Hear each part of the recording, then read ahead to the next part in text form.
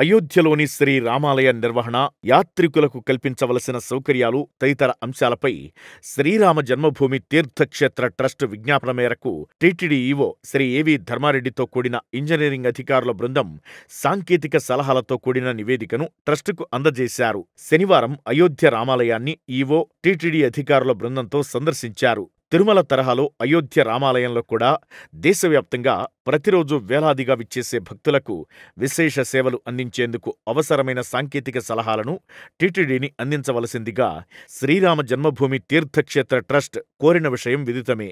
ఇదే అంశంపై టీటీడీ అధికారుల బృందం ఫిబ్రవరి 16, 17వ తేదీల్లో అయోధ్యలో క్షేత్ర పరిశీలన జరిపారు.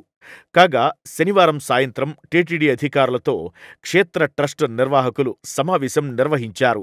ఈ సందర్భంగా అధిక రద్దీ సమయాల్లో ముందస్తుగా తీసుకోవాల్సిన జాగ్రత్తలు, క్యూలైన్ల నిర్వహణ, ప్రవేశ, నిష్క్రమణ మార్గాలు, భక్తులకు తాగునీటి కుళాయిల ఏర్పాటు తదితర అంశాలతో పాటు ఆలయ నిర్వహణపై టీటీడీ అధికారుల బృందం సాంకేతిక సలహాలతో కూడిన సమగ్ర నివేదికను అందించింది.